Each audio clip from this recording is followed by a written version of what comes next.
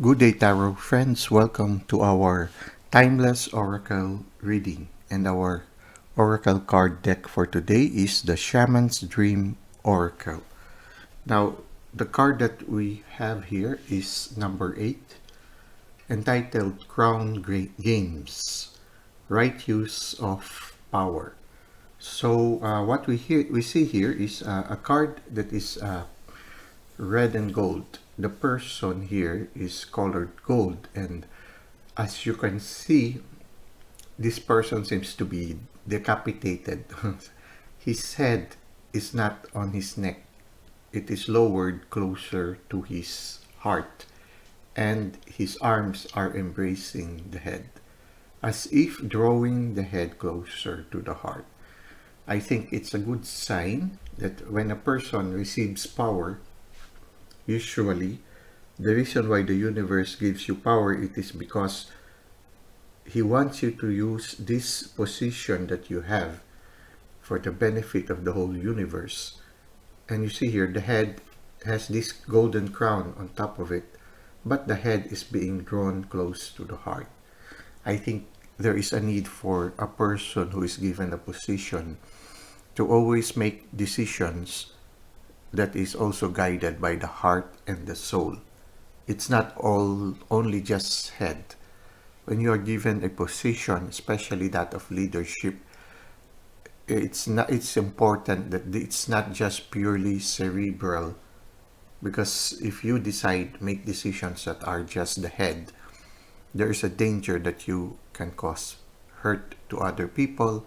There's a danger to make a decision that will not consider the rights of other people.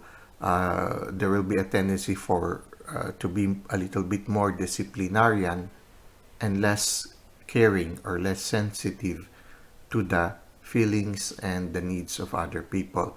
So there is a need for a balance between the heart, the head, and the spirit. If the person is able to balance these things, then yes, they will be able to make a golden rule. Yes, suddenly when I think of a golden rule, I think of love of God and love of neighbor. And at the same time, yeah, you love God with your whole heart, or love the divine with your whole heart, your whole mind, and your whole soul, at the same time to love your neighbor as yourself. This is a rule that is very universal, something that is applicable in all religions and in also all points of view, and also in those religions where they do not recognize the presence of the divine. Still, this golden rule applies to their the way they or deal with the world. And at the same time, you see behind this person there is a veil, sort of like a curtain, partly open.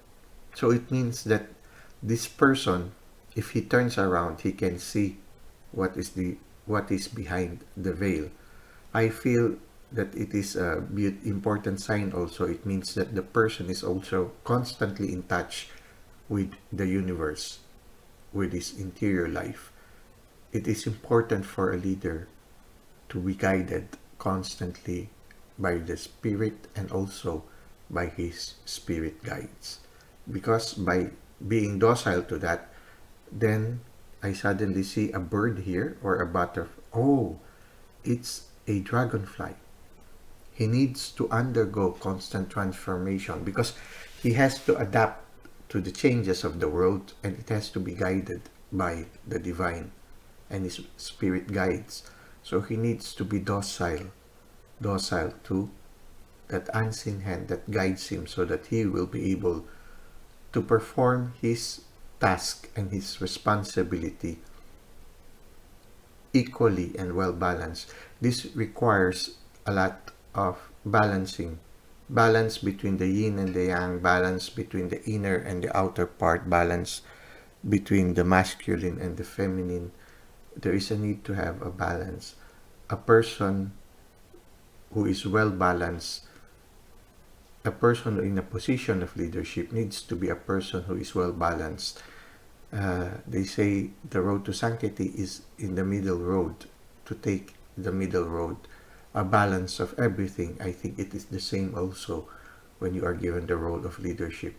It is important for that person to have a sense of balance in everything.